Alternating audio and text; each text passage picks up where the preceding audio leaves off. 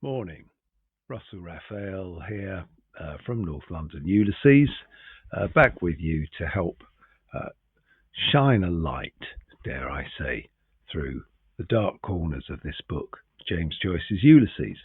Last time we read um, a, an early part of Wandering Rocks. Uh, we had read the first vignette. Remember, it divides into 19 very short stories or vignettes, one may say. We've read and analysed the first one, which is a larger one concerning John Conmee. Last time I read the next 11 shorter ones, about 20 pages. And now I'm going to look at those in a little more detail and see if I can comment on them. So the first one begins in the Penguin on page 288, beginning with Corny Kelleher closed his long day book. So we know Corny Kelleher. He arranged Paddy Digname's funeral this morning, and here we see him standing outside the undertaker's where he works. We know from Gifford that this is on the North Strand Road. Is it number 164, something like that? The undertakers are called H.J. O'Neill's. And the fact that Father John Conmee here stepped onto the Dollymount tram on Newcomen Bridge makes sense, because Newcomen Bridge is the bit of North Strand Road as it crosses the Royal Canal. So no funny business, no geographic wandering rocks there trying to trick us. He's chewing this blade of hay and leaning against the doorpost, looking idly out. Meantime, Constable 57C stood to pass the time of day. And again, this is not another trick, because we can cross-reference it with the first story with Father John Conmee, S.J., and he too blessed Constable 57C as he was walking past, about to get on the tram. And then we have a little bit of dialogue between Kelleher and the policeman. It's a bit of small talk, and then the question is asked, what's the best news? And the answer comes, I seen that particular party last evening. The constable said, with bated breath. Meantime, we have, just as Corny Kelleher spits out a jet of hay juice that arches from his mouth, a white arm appears from a window in Eccles Street and flung forth a coin. Well, this is a wandering rock, because Eccles Street is nowhere near where we are now. We are closer to, or edging into northeast Dublin, whereas Eccles Street's in northwest Dublin, so it wouldn't have been in the purview of any of these parties. A generous white arm, we can hazard a guess at this point that it may well be Molly. What are Kelleher and the police constable talking about? We have absolutely no idea. As I say in my little poem that I will shortly inflict upon you, there is a possibility, and Bloom has already suggested or toyed with the idea that Corny Kelleher is a police informer in Dublin, in the Edwardian Dublin. Sinn Féin was getting going. The Invincibles had happened about 10 years earlier, a bit more. The British had a lot of informers working with the police, trying to infiltrate sort of Fenian circles to find out what's going on. So those are my thoughts on on that. On to the next one. A one-legged sailor. Have we met him before? Not sure. Anyway, here he comes. He's making his way up Eccles Street towards Larry O'Rourke. So yes, we genuinely are in Eccles Street. He's saying something about For England, Home and Beauty. Is it part of Kipling's Absent-Minded Beggar? One thinks of him. He's singing or growling a patriotic sort of ditty, and he is begging, and he's certainly Conmee thought he was an ex-serviceman, so that it all sort of fits.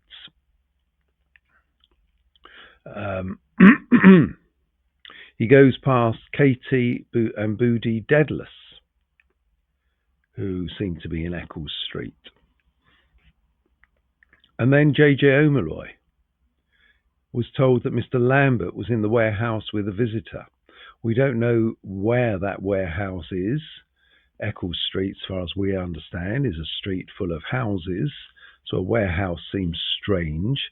We will confirm in a later vignette that that also is nowhere near here. And it's one of Joyce's little, not necessarily tricks, because it's almost a clue that these incidents are happening at the same sort of time. And it ties them together. And not just ties them together, ratchets it forward. It links to a different story. A stout lady takes a copper from her purse and drops it into the cap. We wonder, is this the same person who had a generous white arm? She was up. She flung it from a window in Eccles Street. Now are we being confused by thinking, is she now out on the street because she has stopped? That seems unlikely, doesn't it? But it's possible. But she drops it into the cap.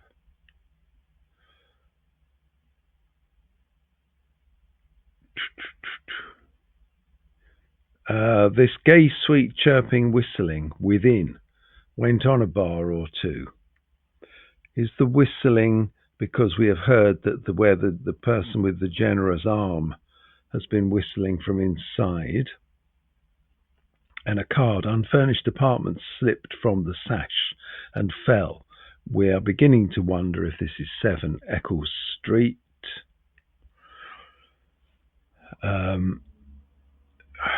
Which indicates to us that the Blooms have unfurnished apartments for rent. Well, we know that Millie has moved out.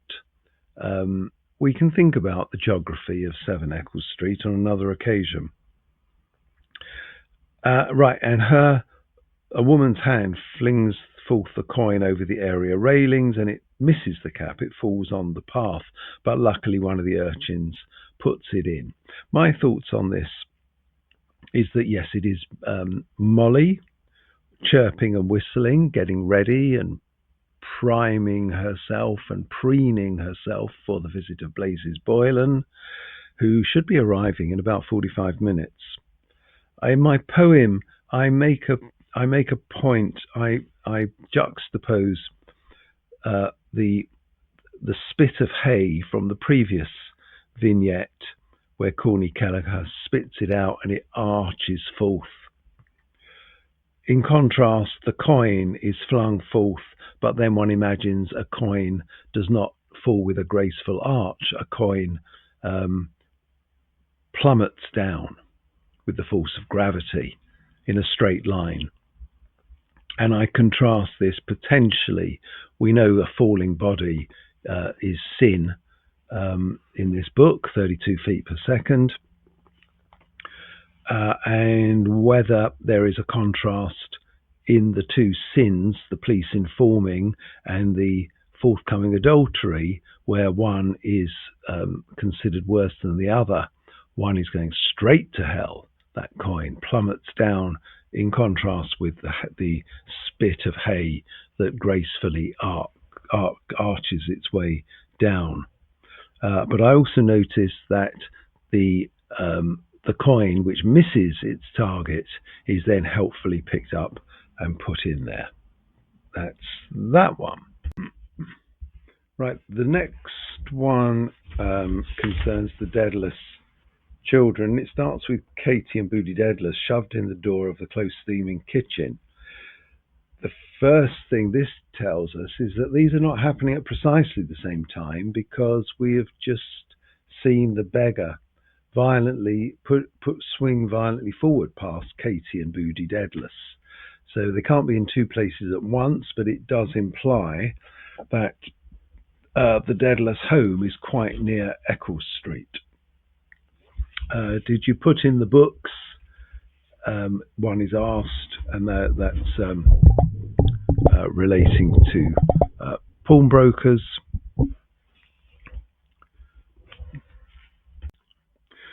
So these books are going to be given to the pawnbrokers who wouldn't take them. Mrs. McGuinness, the pawnbroker that John Conmee passes in the first vignette, and she gets insulted. I think it's a glimpse into the undeniable poverty, terrible poverty that the Daedalus children are living in. Doing the washing on the range next to cooking, the poultry lunch on the range, or less as at dinner, just some pea soup which seems to have been given to them from by the nuns at the poorhouse. The lackey bell rings. This is as we'll discover, is a bell rang at the auction house when lots are won. I think he seems to stand just outside the auction rooms, but is listening inside. And going, gone, and then he rings his bell. So is this family going, gone?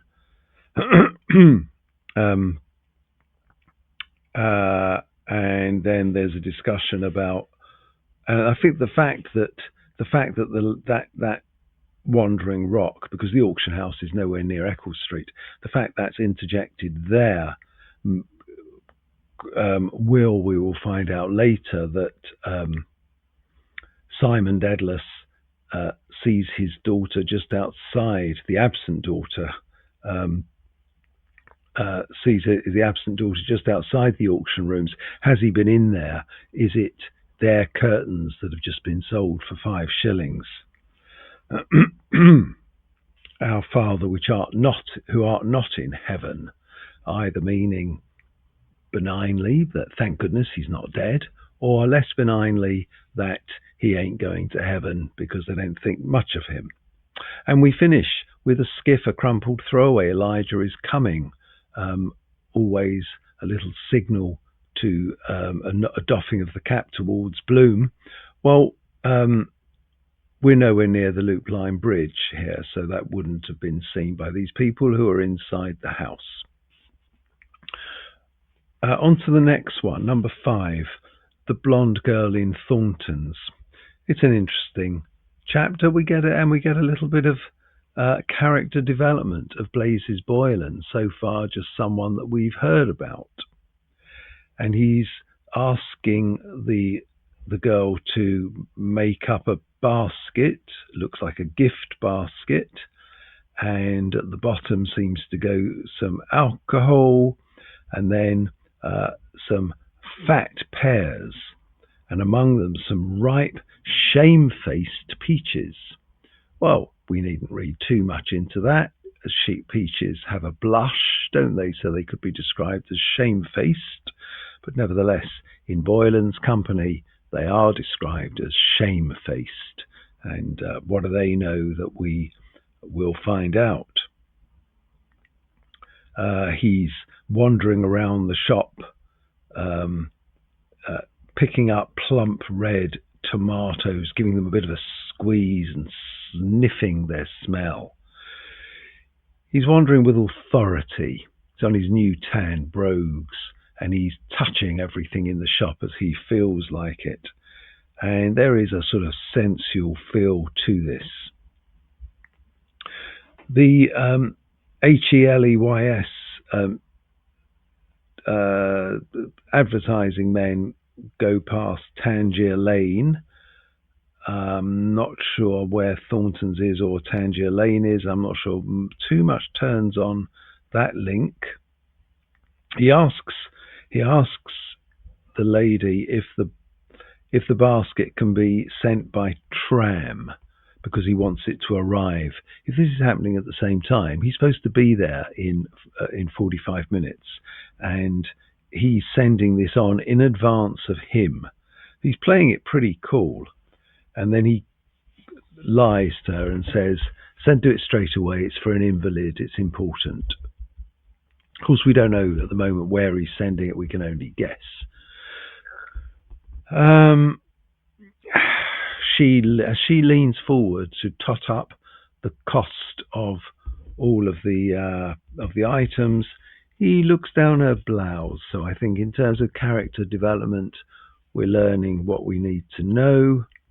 In fact, he looks down her blouse twice before he asks to use her telephone and helps herself to one of the carnations standing there in a vase. I thought I saw somewhere.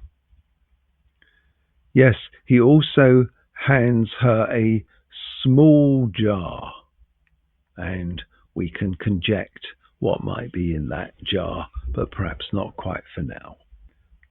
That's that one.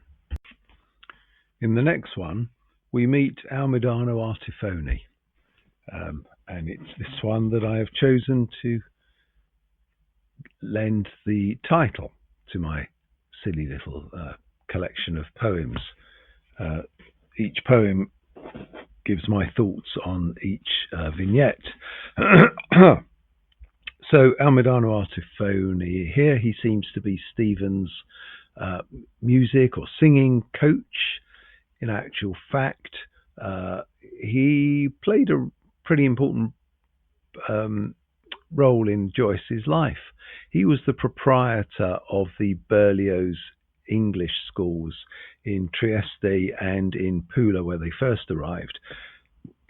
And or was he the owner, or he had a senior position there.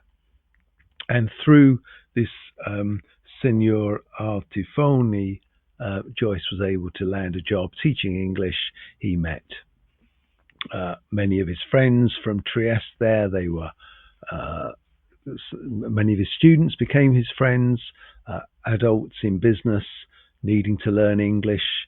And so Artifoni was quite an important person. I recommend Giacomo Joyce if you want a little insight into that part of Joyce's life. So here he appears to be living in Dublin because he bumps into Stephen near the statue of Oliver Goldsmith. So I believe this places it at St. Stephen's Green, is it? Or near Trinity College. Yeah. There's some tourists that are arriving because we will discover that this is the day of the Viceregal Cavalcade, and it's going to be passing through very, very soon, and people are making their places and ensure they can see it properly. Right, a conversation then takes place, and Joyce doesn't help because it's all in Italian. Artifoni is Italian, Stephen speaks Italian, so they converse in Italian. The general gist of it is that I think Artifoni has been encouraging Stephen to maybe become a professional singer himself. He thinks he's got the voice for it. Stephen seems to be declining that. We know Stephen doesn't want to be pushed towards domesticity in any of its forms. And Artifoni seems to be sympathizing, say, yes, when I was young, I also had similar thoughts. But it's a shame, perché la sua voce, and è peccato, it's a shame.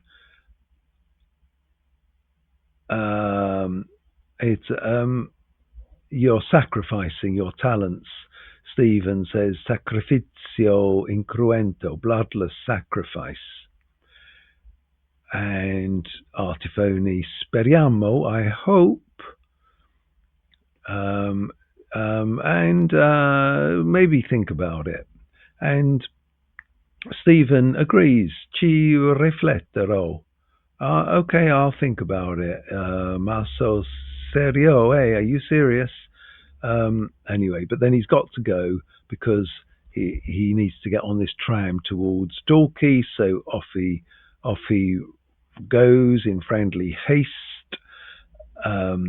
They're pretty friendly. Goodbye, dear. Goodbye, maestro, and thanks, says Stephen. For what? Stephen says, excuse me, I got lots of things to do, and off he goes. And Stephen gets a look of his trousers as he's running along. They're described as stout, they're described as sturdy, but unfortunately he misses the Dalkey tram, which seems to go just before he gets there. Yeah, that's that one. Next one, at the bottom of 293, we meet Miss Dunn, who it turns out is Blazes Boylan's secretary, and she's reading a book, The Woman in White, by Wilkie Collins, and she puts it down to get on with her typewriter, but thinks too much mystery business in it. Is he in love with that one, Marion? So we have that could apply to our book, could it not? Is he, Blazes Boylan, in love with that one, Marion? I think the spelling is slightly different. This is a reference to Marion Halcombe, the heroine of The Woman in White, Wilkie Collins, but it could apply to Blazes Boylan and Marion Molly Bloom. The disc shot down the groove, wobbled a while, ceased, and ogled them. 6. We can make no sense of that whatsoever until we get to the vignette after the next one, and then we realize that has no place here.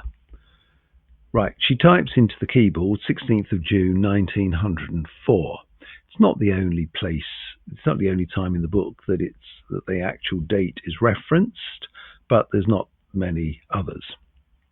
We see the HELY apostrophe S sandwich men wandering round again, Moneypenny's Corner. I think that probably does place this roughly where the office is. I like the wolf-torn statue was not. The slab was there, the statue wasn't yet there. I think it took about another 10 years or so for it to arrive. Might be wrong.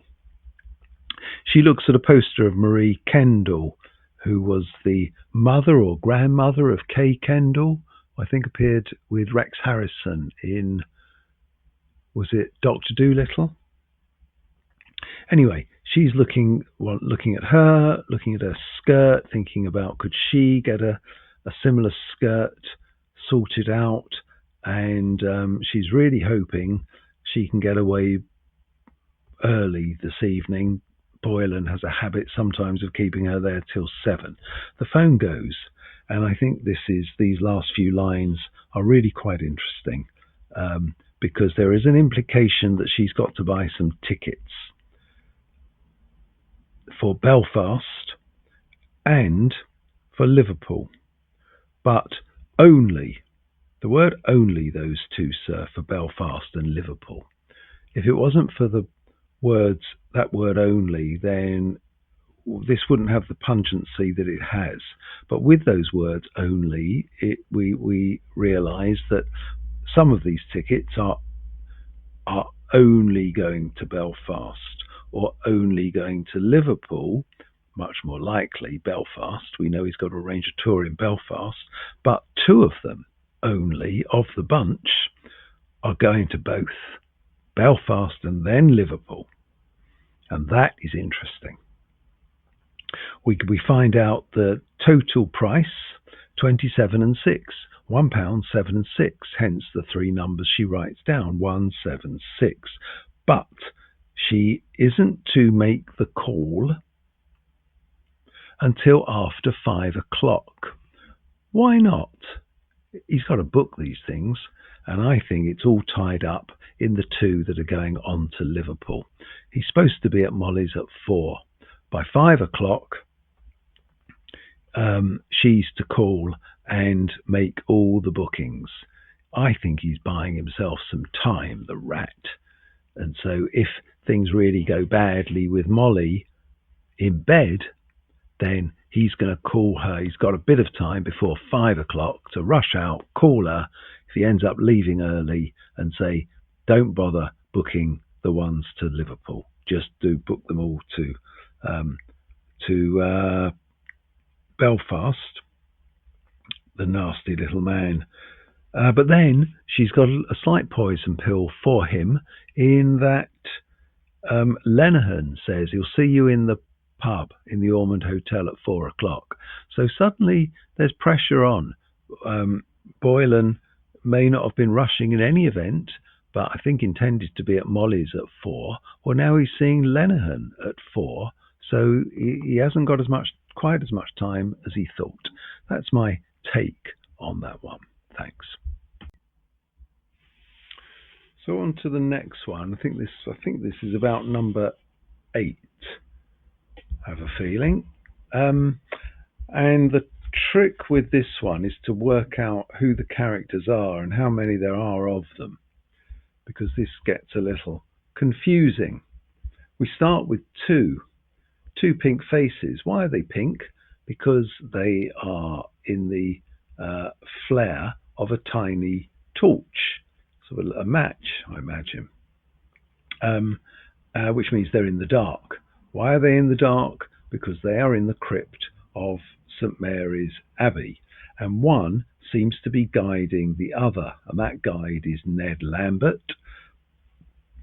I think he was at the funeral. I don't think Bloom spoke to him. He observed that he initially that he was wearing a nice suit, but that actually it had been dyed, and it hadn't been dyed terribly well because the stitching hadn't really taken.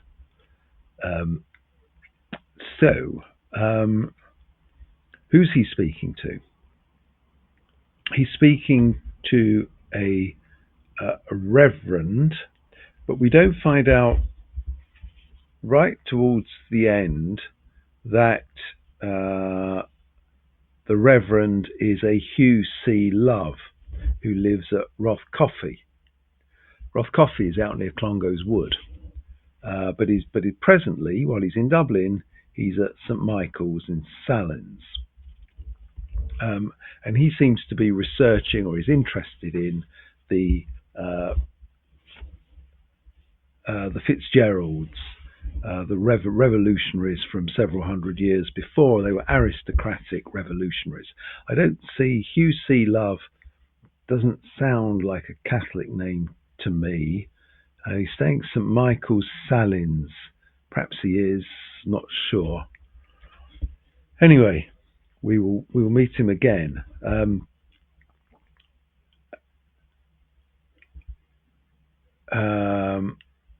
But then, right at the beginning, where someone says, "Who's that?" Ned Lambert asked. "Is that Crotty?" The reply comes, Ringabella and Crosshaven. These are parishes. I'm not sure that's Hugh Love speaking. I think that's the other person replying, having a joke. But before they get into, but the conversation continues just between the two of them, while this other person is making their way slowly down into the crypt. So there's a conversation about where they are and what happened here, and how it's one of the most historic spots, well, the most historic spot in all Dublin, according to Ned Lambert. O'Madden Burke is going to write something about it one of these days. Let's not get O'Madden Burke confused with O'Madden Burke is a friend of Stephen's. We met him in the journalist building, in the newspaper building. We've also had reference in couple of vignettes ago, or perhaps it will be in a couple of, yes, shortly, we'll have a reference to O'Madden, who is a jockey. O'Madden. It's easy to get those two mixed up.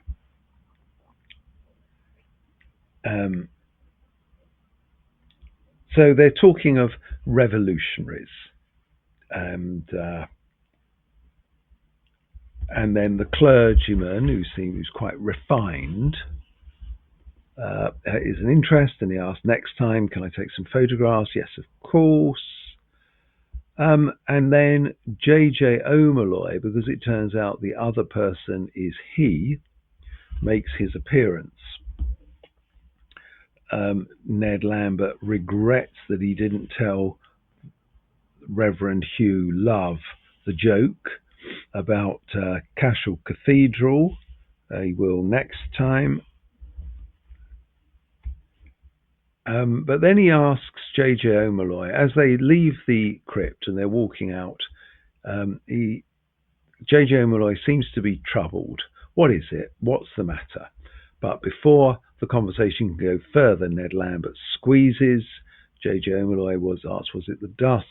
No, I got a cold, blah, blah, blah. And he's about to sneeze again, and then he does. And that's where this vignette ends. So, like many others, it leaves us slightly frustrated. We don't know. We can only conject what J.J. O'Malloy had come to see Ned Lambert about. We do know that Ned Lambert gets the impression that it's not over pleasant. He says, well, Jack, what is it? What's the trouble? Do we read too much in the name of in that word trouble or not? We know that J.J. O'Malloy tried to borrow money from Miles Crawford. Perhaps he's trying the same here. It's all conjecture. Right, vignette number 9. Tom Rochford. We've not met him before. Oh, no, we had to. Of course we met him before. He came into Davy Burns with who was it? Was it with Ned Lambert? May well have been. And they saw Nosy Flynn in there, and one other. I can't think now. Anyway, in he comes, and he says, "See," he said, "say it's turn 6. In here, see, turn now on." Note that turn now on is in capital letters, as though that's some sort of sign that we are seeing. Then we have a bit of a wandering rock with lawyers of the past going from Admiralty Court, because I'm assuming that Tom Rochford speaking, and then there's Nosy Flynn there. This is all back in Davy Burns. Turns over, the impact, leverage, see. So it's some sort of invention, and piecing various things together. It's some sort of contraption that could be used in vaudeville theatres, where there are lots of acts, lots of turns, as it were. And if you arrive midway, you don't really know where we're up to. So it's to help the audience. And Lenihan suggests, or perhaps he's been asked to do a favour as he knows the impresario Blazes Boylan, whether he can have a word with Boylan about it. That is why Lenihan is going to meet Boylan at 4:00 in the theatre in the Ormond Hotel. Rochford asks him to do that. He says, yes, tell him I'm Boylan with impatience. Right. McCoy and Lenihan leave, and I'm not sure Lenihan was there in Davy Burns when we left them earlier on in chapter 8, so perhaps he's walked in afterwards. And anyway, he and McCoy leave, and they one relates to the other about how Tom Rochford was a bit of a hero and actually saved someone who fell down a manhole into the sulphurous sewage system of Dublin, which would not have been pleasant. It relates to a real incident where sadly several people did die, including some of the rescuers trying to help. But in this case, it has a happier ending. Tom Rochford indeed saves this man and is declared a hero. As they're walking along, the next thing that happens is that Lenihan wants to, as they go past the bookies near Temple Bar, Lenihan says, I want to go and check Scepter's starting price. Scepter, we know, is the horse that he fancies, this scepter phallus, emblem of imperialism and power, the horse he expects to triumph. McCoy is asked to is waiting outside. Interestingly, that he sort of dodges a banana. He doesn't slip on this banana, whereas Lenihan, one may say, by backing the horse he's going to back, may well be slipping on a banana. Lenihan comes out and he all pleased with himself, and he says, I bumped into Bantam Lyons in there. He was about to book a complete no-hoper, the horse we know to be throwaway, and Lenihan talks him out of it, thinking he's done him a favour. They then see Bloom as they go through Merchant's Arch. He's at a bookstall looking through books, and the story moves on to as McCoy recalls Bloom buying a book on astronomy. Lenihan says, well, I'll tell you about comets' tails and whatnot, and he recalls this very salacious, unsavoury story where he was groping Molly in the back of a coach when they were all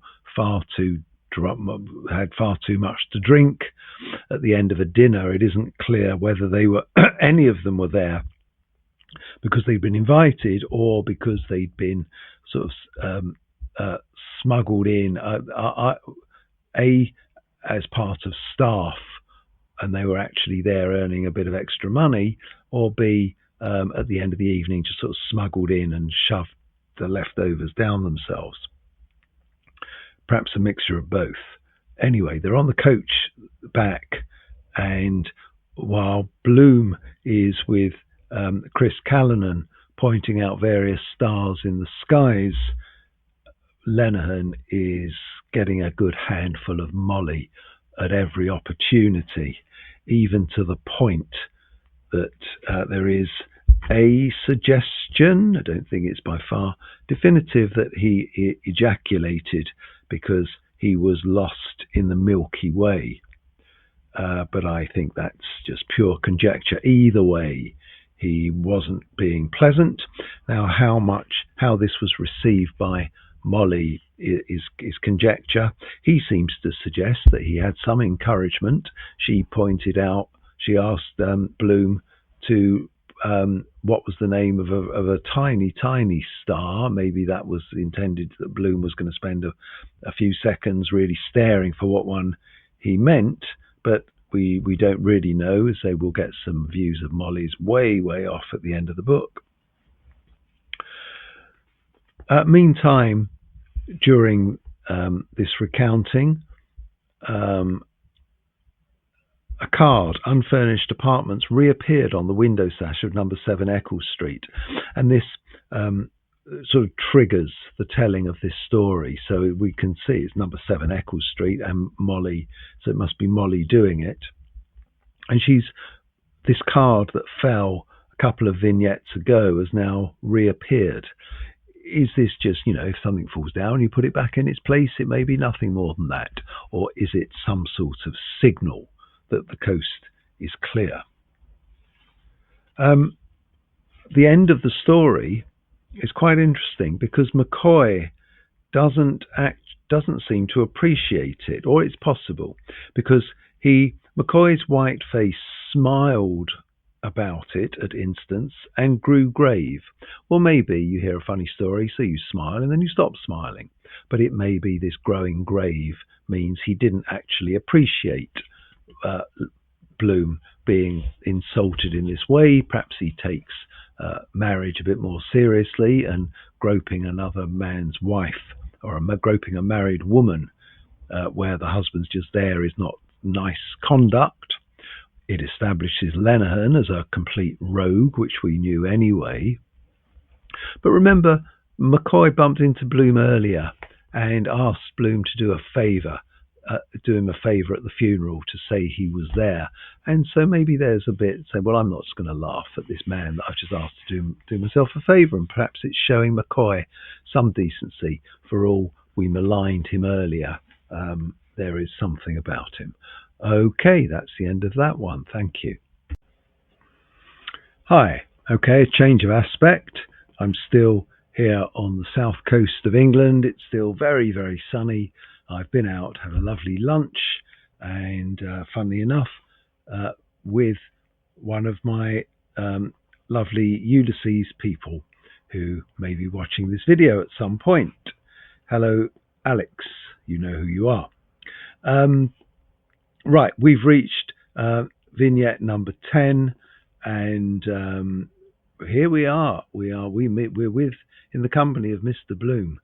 So we may think it's of interest that we are in vignette number 10, the middle vignette in the middle, in many senses of the word, the middle episode of the book. So we're at the middle of the middle, and who do we find but our old friend Leopold Bloom?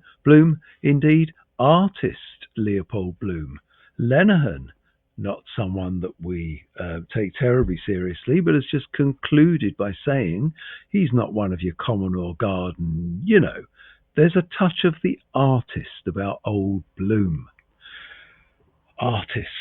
Well, we'll think about that. Stephen's thought a lot about art. I don't think, were he to run into Bloom now, he will run into him, obviously, later today, whether he'd immediately be struck by his artistic aspect. But there it is, and maybe there are some lessons about how an artist needs to develop that Bloom might subliminally convey to Stephen. Anyway, we'll think about it. Bloom's at a bookshop. He's on the Merchant's Arch, and I think it is a shop. There is an inside element to it, but also an outside, because Bloom is leafing through the books that one sees that sort of set up outside the shop, because he was seen by Lenihan and McCoy from over the way there. He's looking, turning over idly pages of The Awful Disclosures of Maria Monk. Don't know much about that. And then of Aristotle's masterpiece, something we have discussed before.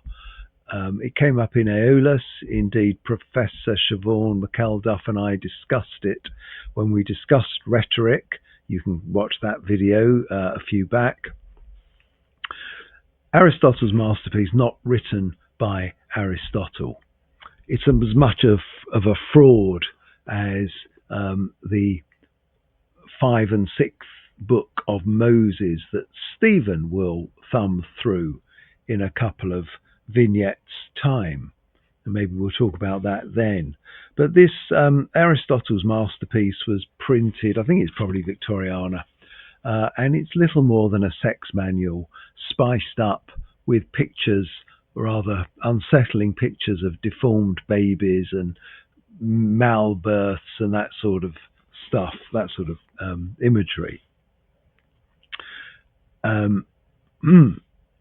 He then looks at a third book, Tales of the Ghetto by Leopold von Sacher-Masoch. Wasn't this the guy that gives his name to masochism?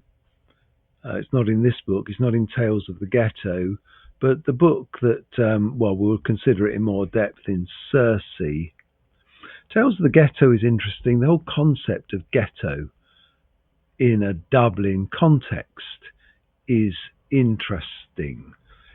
We have a large, sprawling Catholic majority, and yet they share some characteristics with enclosed ghettos. Obviously, the name given, it was the Venetian enclave for Jews called the ghetto that gave that word to the world.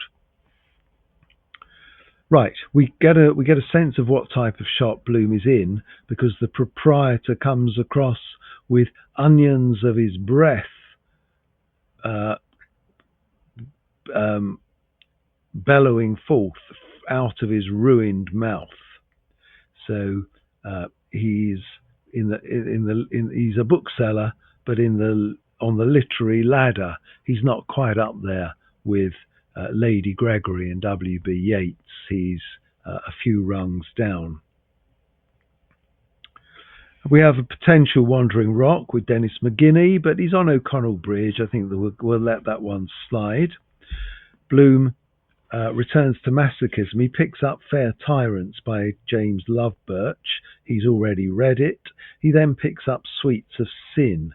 Remember, he's out to buy Molly, to get Molly a new book. She's finished Ruby, Pride of the Ring. She asked him to get a replacement. She quite wanted another one by Paul de Kock.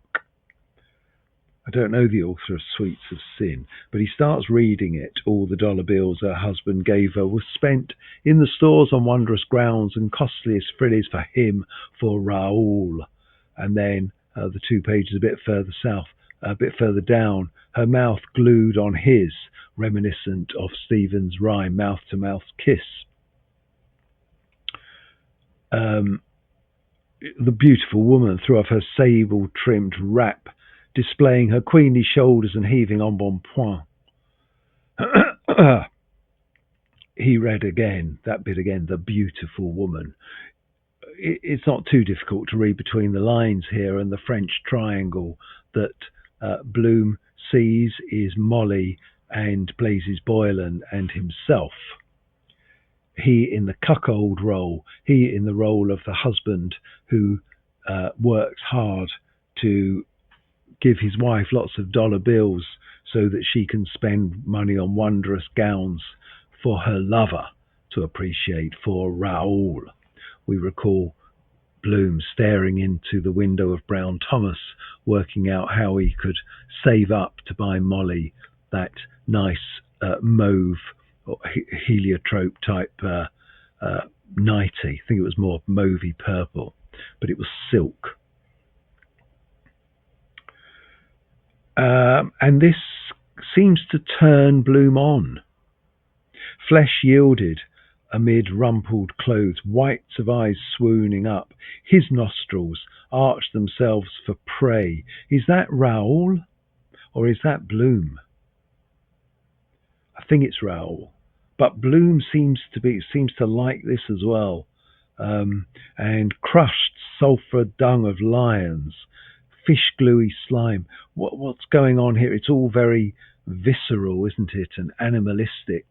Is this the animalistic, passionate love and sex, not love, certainly, that Raoul and his lover, the beautiful woman, are engaged in? Or is this somehow this effluent bit, this crushed sulphur dung of lions? Is that what's left for the husband? Is that what Bloom wants? We recall that he likes kidneys because they bring him in mind of a faint tang of urine. Right, we then get a wandering rock bit about an elderly female at the courts, and then Bloom decides he's going to take Sweets of Sin, and this meets with the owner's approval. And there we are. That's that vignette. Vignette 11. We're still in the centre of Dublin. We're near Dillon's auction rooms. We talked about them with the Deadless Children before, how the barang of the lackey's bell to announce the completion of a sale, how that intruded on the conversation in Eccles Street. I don't think the sound could reach Eccles Street or nowhere near, but there we are. Now we're at the auction rooms itself, just round the corner to the Freeman's Journal building on Abbey Street, was it? And who do we meet but Dilly Dedalus, the Dedalus child that wasn't back in the kitchen? They talked about her, and her father, Simon Dedalus, who we've met a few times. So Dilly is listening by the curbstone. She can hear the beats of the bell and the cries of the auctioneer, and we can hear that a set of curtains are being sold. Lovely curtains. Bid's gone from 4 and 9, and it's hit 5 shillings. Apparently they sell new at 2 guineas, but they go for 5 shillings. And the lackey lifts his handbell, and it goes barang. We can only conject as to whether these are possessions of Dedalus, but we know that they are pawning all sorts of stuff. With that bell, coinciding with that bell, is another last lap bell. Bloom, as he wandered past Trinity Gates, he saw an advert for a cycle race happening a bit later that day. Now it's going on, and we've just had the bell that signals the final lap. And here we are, J.A. Jackson, W.E. Wiley, A. Munro and H.T. Garn with their stretched necks wagging as they negotiated the curve by the college library. Here comes Mr. Dedalus. He tells his daughter to stand up straight. She asks him for money. There's quite a lot of pathos here, because and sort of pathetic humour. Much as we might appreciate some of the funny bits, and indeed Dilly Dedalus appreciates her father's joke, they're going down the pan fast. They need every penny they can get, and there's no sign of any turning up any sign soon, and so it's all quite sad. And he thinks and articulates that ever since your mother died, you're an insolent pack of little bitches. Just can't wait for me to follow suit. And there you are.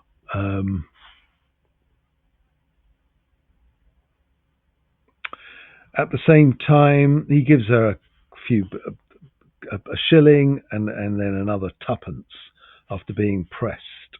We don't know whether this 5 shillings for the curtains has just come to him. Might have done. Probably he's outside when he should be inside, if that was his possessions. And that sort of sums that up. We will see Mr. Dedalus later, in about an hour, or 45 minutes actually, and might in a bar ordering a whiskey. And one might wonder where that money came from. That's for then.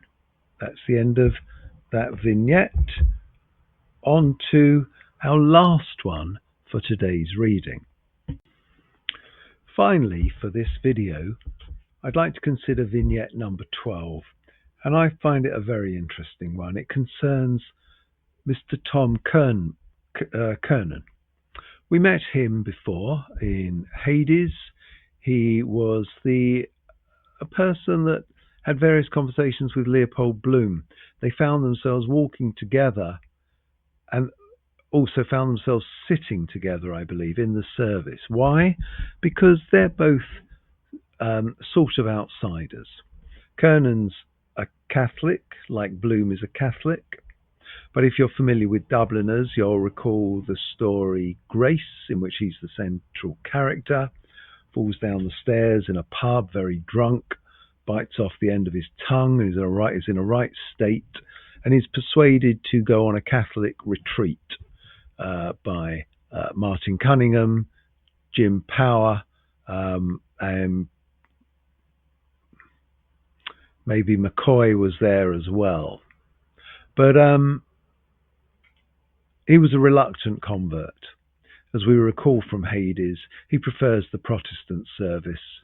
He converted to Catholicism for money, but he's not really on that page, and we can see some similarities there with Bloom. Like Bloom, he's also a salesman. He sells tea. And this is great writing, I think. What we've got here is a salesman who has made a sale, that is pleased as punch at having done so, and is now in the afterglow of that sale.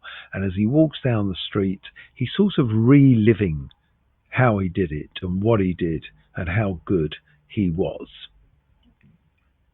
And his customer is a Mr. Crimmings, and he's running through his conversation with him, how he took a thimbleful of best gin from Mr. Crimmins, a lot of small talk. They talked about the general Slocum explosion. Remember, that was that disaster, the ship that sunk. We talked about it on the last video about Father John Conmee and what he thought about it. This conversation has a different tact. They seem to consider it was entirely avoidable. Health and safety standards were disregarded. There weren't enough lifeboats. The fire hoses didn't work, and it's people putting profits before people, and that's what caused it. That seems to be the gist of it. But even that, it's a conversation for the sake of having a conversation. It's all about just sweet talking his customer, finding points in common with his customer, and that will make the sale easier. He stops outside a hairdresser's shop and admires himself in the mirror. He looks at his frock coat that he bought second hand, but feels that it really gives him the air of a gentleman, and that conjectures that maybe it was made for a toff that belongs to the Kildare Street Club, Dublin's sort of poshest club. He also thinks that the manager of the Hibernian Bank gave him a sharp eye yesterday on Carlisle Bridge, as if he remembered me. Interesting, he's referred to Carlisle Bridge. This is O'Connell Bridge, and its name officially, if we're 1904, I don't know exactly when the name changed, but I wouldn't be surprised if it's been 10 years now. And that, people, it takes a while for these things to work their way into common usage. But I also think we have a sense of being a tinge of West Britanism here.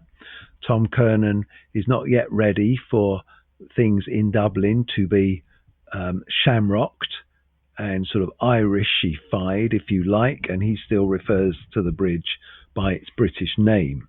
Might be reading too much into that, but I think there's something there. He goes on, he observes as on his route, down there Emmet was hung, drawn and quartered. Emmet, the Irish rebel hero that we'll consider in the next chapter. And then he wonders, is he buried in St. Michan's, or was there a secret burial in Glasnevin? He's not sure. He thinks about the times of the Troubles, and I think he's thinking about the early 18th century, the rebellions then, and fine, dashing young nobleman, good stock, of course. These were the rebels. These were fighting for Irish independence, or something of that ilk back then. But of course, they were on the wrong side. They rose in dark and evil days. Fine poem that is, referring to the poem. And that Ben Dollard sings that ballad touchingly, masterly rendition. I think we've had that word, we've had that before, trenchant. I think Martin Cunningham was taking the mickey out of Tom Kernan as they rode in the cab towards Glasnevin Cemetery. and we know that the masterly rendition is of the Croppy Boy because he sings a line of it. At the siege of Ross did my father fall. And we'll, as I said, we'll hear a lot more of that next chapter. And he then just misses the Viceroy's cavalcade. He was keen to see them. So I do get the impression here of that we're dealing with someone that is comfortable with the Brits running the show, doesn't want any sort of change, but he does like, but he's interested in Fenian rebellion. He knows a bit about it, and he certainly admires the passion of the singing of those that sing those songs. So there we are. That's our. So he's not a straightforward man. There's various wandering rocks in there. We have the North Wall and St John's Rogerson's Quay, the crumpled throwaway, rocked on the ferry wash. Elijah is coming. He is walking along the quay. I'm going to have to look up where St James is in comparison to John Rogerson's Quay to see if maybe they could be in the same place. I don't think they are. What other ones are there? Dennis Breen with his tomes. Where does he go? He led his wife over O'Connell Bridge, bound for the office of Messrs. Collis and Ward. That's quite a tricky one because that's not where